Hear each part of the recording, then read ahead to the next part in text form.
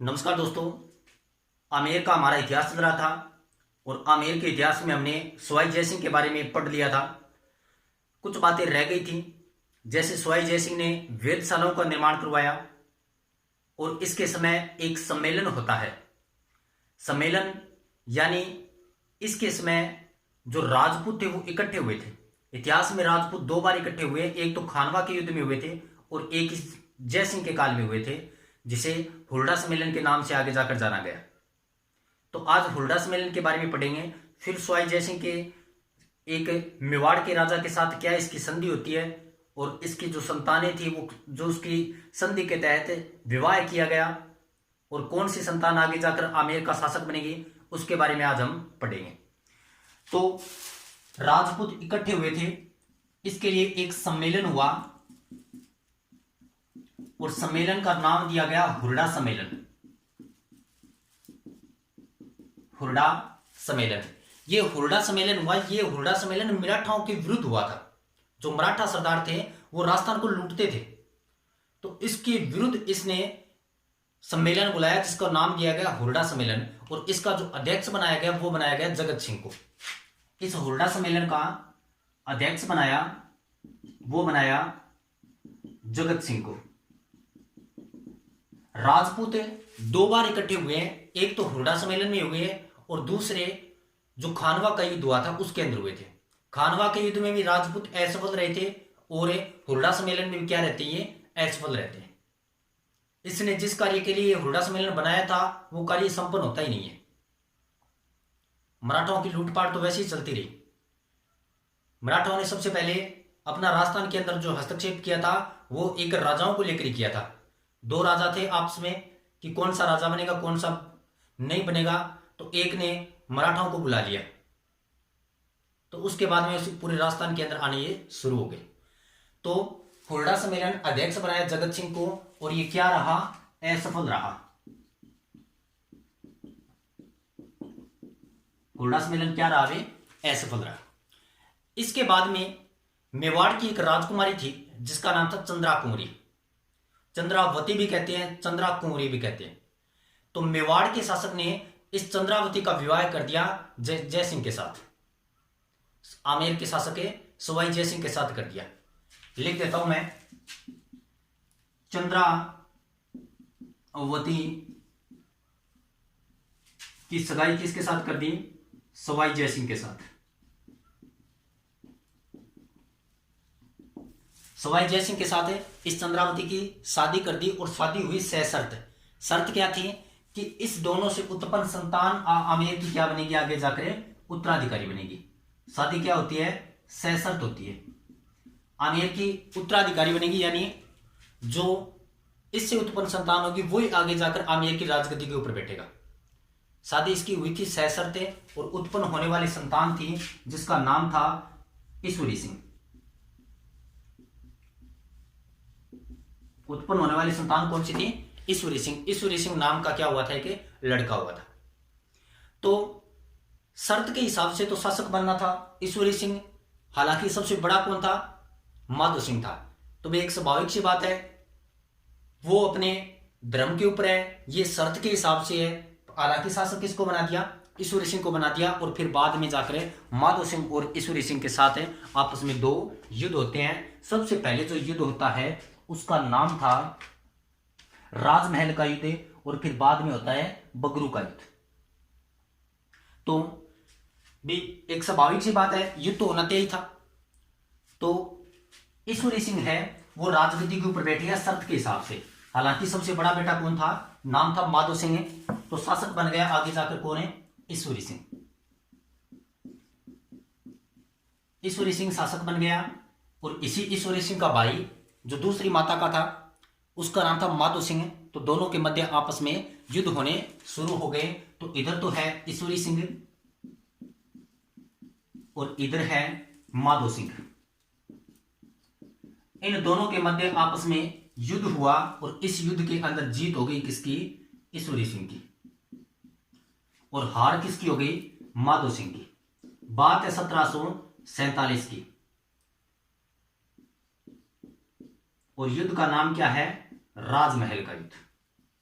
और राजमहल कहां पर है? टोंक में, जहां पर अजमेर के शासक विग्रहराज चतुर्थ ने बनास नदी के ऊपर बिशनपुर बांध बनाया था, वही राजमहल है।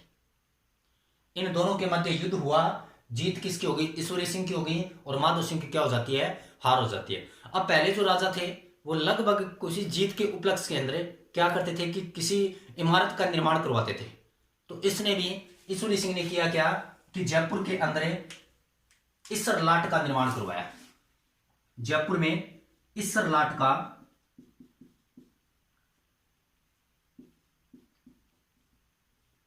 का निर्माण करवाया। दोबारा रिपीट कर देता हूं। सवाई जयसिंह हमारा शासक चल रहा था आमेर का। आमेर के सवाई जयसिंह ने, एक तो इसके समय हुरडा सम्मेलन हुआ, एक इसके समय चंद्रावती के साथ सहसर्त इसकी शादी होती है। इसने वेधशालाओं का निर्माण करवाया, जयपुर शहर बसाया 1727 के अंदर, और 5 वेधशाला जयपुर, उज्जैन, दिल्ली, मथुरा, बनारस, ये इसने वेधशाला बनवाई थी। इसके बाद में इन्होंने जल महलों का निर्माण करवाया था, और अश्वमेघ यज्ञ करवाने वाला अंतिम हिंदू शासक था जिसका नाम था सवाई जयसिंह। इससे पहले शासक आता है, उसका नाम था मिर्जा राजा। तो अश्वमेघ यज्ञ करवाया जिसके अंदर जो ब्राह्मण आए थे उस ब्राह्मणों के ठहरने की व्यवस्था करने के लिए इन्होंने जल महल थे जयपुर के अंदर, उसका निर्माण करवाया था। इसके शर्त के हिसाब से जो बेटा था उसका नाम था ईश्वरी सिंह, और वैसे सबसे बड़ा जो बेटा था उसका नाम था माधो सिंह। अब शर्त के हिसाब से ईश्वरी सिंह शासक बन गया, माधो सिंह को गुस्सा आया। पहले ऐसे ही सिस्टम होता था कि भी शर्त कर रख दी, उसके हिसाब से शासक बना देते थे। तो माधो सिंह ने युद्ध किया। युद्ध होता है 1747 के अंदर, राजमहल का युद्ध होता है, और ईश्वरी सिंह की इसमें क्या हो जाती है? जीत हो जाती है, और ईश्वरी सिंह ने इसर लाट का निर्माण करवाया जो जयपुर के अंदर है वर्तमान में। ठीक है, अब भी एक राजा को हरा दिया तो स्वाभाविक सी बात है भी दोबारा भी युद्ध करेगा, भी शर्त के हिसाब से वो बना, परंतु सबसे बड़ा तो वही है। तो माधो सिंह ने किया क्या कि इस ईश्वरी सिंह के ऊपर दोबारा आक्रमण कर दिया, और 1 साल बाद किया। तो मैं दोबारा रिपीट कर देता हूं कि ईश्वरी सिंह भी शासक है, जीत भी गए, राजमहल का युद्ध भी जीत लिया है। तो माधो सिंह ने इसके ऊपर दोबारा आक्रमण किया, और इसके अंदर ईश्वरी सिंह की क्या हो गई? भी हार हो गई, और माधो सिंह की क्या हो गई? जीत हो गई। बात है 1748 की। कब की बात है? 1748 की बात है। और इसमें माधो सिंह की क्या हो जाती है? जीत हो जाती है। हार किसकी होती है? ईश्वरी सिंह की। और इस हार के बाद जिसका निर्माण करवाया था, यानी इसर लाट का निर्माण करवाया था, इसी के ऊपर से कूद करे ईश्वरी सिंह अपनी जान दे देता है। यानी इसर लाट से कूदकर आत्महत्या कर ली। किसने कर ली? ईश्वरी सिंह ने। तो इसके बाद में इसने आत्महत्या कर ली है, तो इसर लाट का निर्माण नाम रख दिया इसर लाट सरगासुली। तो मैं लिख देता हूं, इसर लाट है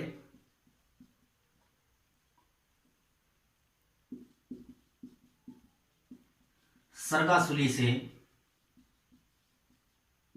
कूद करे आत्महत्या कर ली। जिससे निर्माण करवाया था उसी से क्या कर ली? भी आत्महत्या कर ली। इसके बाद में भी स्वाभाविक सी बात है, ईश्वरी सिंह उसकी मृत्यु हो चुकी है, तो शासक कौन बनेगा? माधो सिंह बनेगा। तो माधो सिंह के बारे में पढ़ेंगे।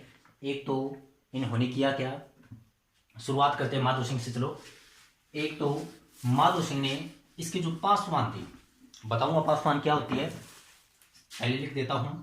माधो सिंह शासक बना। एक तो इन्होंने सवाई माधोपुर बसाया। सवाई माधोपुर बसाया, और ये कब बसाया? ये बसाया गया 1763 में। सवाई माधोपुर को बसाया किसने? बसाया माधो सिंह ने बसाया। कब बसाया? 1763 में बसाया। एक जैसे 9 पासवानों के महल बनवाए। पासवानों के महल बनवाए, पासवान क्या होती है? अलग अलग नाम होते हैं। एक रखेल होती है, रानी होती है, महारानी होती है, पासवान होती है। तो रानी, महारानी, पटरानी ये तो सब आप जानते हो, रखेल भी जानते हो। पासवान बता देता हूं कि रानियों के साथ जो दासियाई होती है, उस दासियों से प्रसन्न होकर जो राजा है वो उसको आभूषण पहनने का अधिकार दे देता है कि आप आभूषण पहन सकते हो। वो क्या कहलाती है? पासवान कहलाती है। तो उस ये इसकी जो फेवरेट पासवान थी वो नो थी, और उस नो के लिए इसने एक जैसे महल बनवाए थे। ठीक है, तो माधो सिंह ने एक जैसे अपनी पासवानों के लिए महल बनवाए थे। एक इन्होंने मोती डूंगरी का महल बनवाया था। किसका महल बनवाया? मोती डूंगरी का महल बनवाया। अपनी पासवानों का महल बनवा दिया और एक मोती डूंगरी महल बनवाया। मोती डूंगरी का महल बनवाया। ठीक है, माधो सिंह ने सवाई माधोपुर बसाया 1763 के अंदर। एक जैसे 9 महलों का निर्माण करवाया। एक जैसे 7 महल अलग है, एक जैसे 9 महल अलग है, और मोती डूंगरी महल का निर्माण करवाया। इसी के समय में एक जयपुर और बूंदी रियासत के ऊपर इस समय जो बूंदी का शासक, कोटा का शासक था, सॉरी, उसका नाम था शत्रुसाल। कोटा का एक शासक था जिसका नाम था शत्रुसाल, और इधर था जयपुर का कौन था? माधो सिंह, यानी आमेर का। तो इस माधो सिंह और शत्रुसाल के मध्य रियासत बूंदी और आमेर रियासत के अंदर था। इसके मध्य विवाद होता है, तो युद्ध हुआ, और इस युद्ध के अंदर हार किसकी हो जाती है? शत्रुसाल की होती है, और इस माधो सिंह की क्या हो जाती है? जीत हो जाती है। और युद्ध का नाम था बंटवाड़ा का युद्ध। बंटवाड़ा का युद्ध, और बात है 1761 की। ठीक है, ये था भी आपका माधो सिंह। मैंने आपको बताया है सवाई माधोपुर बसाया, बंटवाड़ा का 1761 के अंदर युद्ध होता है, और इस माधो सिंह ने अपने भाई यानी ईश्वरी सिंह को बगरू के युद्ध के अंदर हराया था। एक जैसे 9 पासवानों के महलों का निर्माण करवाया था, और लास्ट इसने मोती डूंगरी के महल का निर्माण करवाया था, जिसके अंदर मेला लगता है शिवरात्रि के अंदर, और फाल्गुन माह के अंदर जो मेले लगते हैं उसका भी ये आयोजन किया था उसी समय से। इसके बाद में जो शासक आता है उसका नाम है सवाई प्रताप सिंह। माधो सिंह के बाद में जो शासक आता है उसका नाम है सवाई प्रताप सिंह। शासक का नाम है सवाई प्रताप सिंह। सुनते जाना, सवाई प्रताप सिंह ने क्या बनाया? एक तो मान लो किसी बंदे का कोई नंबर होता है, हालांकि ऐसा कोई उल्लेख नहीं है इस बात का। अब मान लो मैं हूं, तो मैंने ये मान लिया कि मेरे लिए 2 नंबर है, सॉरी 1 नंबर मान लो, 1 नंबर है वो मेरे लिए लक्की है। मैं कोई भी कार्य करूंगा तो 1 नंबर से शुरुआत करूंगा, तो मेरे लिए वो हो सकता है फायदेमंद है। तो इसका जो लक्की नंबर था वो था 22। तो इन्होंने आमेर के अंदर गंधर्व 22 का निर्माण किया। गंधर्व 22 का निर्माण किया। अब ये गंधर्व 22 क्या होती है? इसका लक्की नंबर है वो भी कितना है? 22 है। ये सेनापति रखता है वो भी कितने रखता है? 22 रखता है। कवि रखता है वो भी कितने रखता है? 22 रखता है। तो इसने मान लो जो भी संख्या के अंदर जो भी मान लो इसको सेनापति जो भी कुछ रखना होता है वो कितने रखता था? 22 रखता था। इसे 22 कवियों का आश्रयदाता भी कहते हैं। 22 कवियों का आश्रयदाता किसे कहते हैं? सवाई प्रताप सिंह को कहते हैं। इसकी खुद की एक रचना थी जिसका नाम था ब्रजनिधि। ब्रजनिधि नामक इसकी क्या थी? रचना थी। और इसने निर्माण करवाया राजस्थान की एक भव्य इमारत जिसका नाम है हवा महल। निर्माता कौन है? निर्माण किसका करवाया? सॉरी, हवा महल का निर्माण करवाया। अब इस हवा महल के बारे में आपको बताता हूं। हवा महल के बारे में आपको डिटेल से बता देता हूं कि हवा महल का जो निर्माता है उसका नाम है सवाई प्रताप सिंह। उस्ताद थे इसके, वास्तुकार थे जिसका नाम था लालचंद उस्ता। अगर लालचंद उस्ता ऑप्शन में नहीं है तो क्या नाम आएगा? खेमाराम नाम आएगा। 5 मंजिला है और 5 मंजिला के साथ साथ इसकी जो मंजिल है उसके भी अलग अलग नाम है। पहली मंजिल है शरद, रतन, विचित्र, हवा, प्रकाश। ये इसकी अलग अलग मंजिल है। लगभग चलो लिख लेते हैं। हवा महल निर्माता कौन है? सवाई प्रताप सिंह है।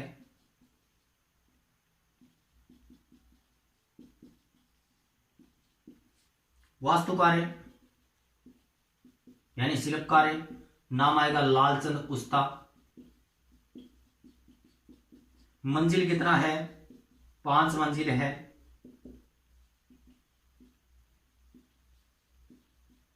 कितनी खिड़की है? 953 खिड़की है।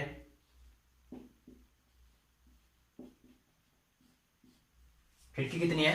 953 खिड़की है। और ये क्यों बनाई गई? ये अपनी रानियों को तीज की सवारी दिखाने के लिए, सॉरी गणगौर की सवारी दिखाने के लिए, गणगौर की सवारी दिखाने के लिए हवा महल का निर्माण करवाया था सवाई प्रताप सिंह। ठीक है। तो मान लो रानी बाजार के अंदर देखने के लिए जाएगी, अन्य लोग भी आएंगे, तो उसे भी महारानी है, वो तो रानी है, तो ऐसे आम लोगों के बीच में थोड़ी जा सकती है। तो रानियों ने अरदास की कुछ ऐसा बनाओ कि जिससे हमें दूर बैठे बिना भीड़ के अंदर जाए कुछ देख सके। तो उसने क्या बनवा दिया? हवा महल बनवा दिया। और ये हवा महल है वो किसको समर्पित है? भगवान विष्णु को। भगवान विष्णु को समर्पित है। ठीक है। ये था आपका सवाई प्रताप सिंह। लालचंद उस्ता, दूसरा नाम आएगा खेमाराम। ठीक है। कई बार ये भी ऑप्शन पूछ लेता है कि दूसरा कौन था? लालचंद उस्ता ऑप्शन में नहीं देता है, तो नाम आ जाएगा खेमाराम। सवाई प्रताप सिंह गंधर्व वायसी का निर्माण किया। 22 कवियों का आश्रयदाता है। रचना है बर्जनिधि। निर्माण करवाया हवा महल का सवाई प्रताप सिंह। निर्माता वास्तुकार है लालचंद उस्ता खेमाराम। 953 खिड़की है। मंजिला है 5। अलग अलग मंजिलों के नाम है शरद, रतन, विचित्र, प्रकाश, हवा। ठीक है। ये वैसे कंटिन्यू शुरू होती है, आप देख लेना। जब आप कल्चर पढ़ोगे तो उसके अंदर आपको जब इमारत हवा महल ये जो करवाए जाएंगे उसके अंदर आपको डिटेल से बता दिया जाएगा। ठीक है। तो ये था आपका सवाई प्रताप सिंह। इसके बाद में शासक आता है जगत सिंह, और उसके बाद में लगभग 2 या 3 राजा और आते हैं। और जगत सिंह ने वैसे ईस्ट इंडिया कंपनी के साथ संधि कर ली थी। और लास्ट राजा आता है जिसका नाम था मान सिंह। ठीक है। तो उसके बारे में पढ़ेंगे हम नेक्स्ट क्लास के अंदर। आज के लिए इतना ही। ज़्यादा से ज़्यादा इस वीडियो को लाइक करें, शेयर करें और इस चैनल को सब्सक्राइब करें। धन्यवाद।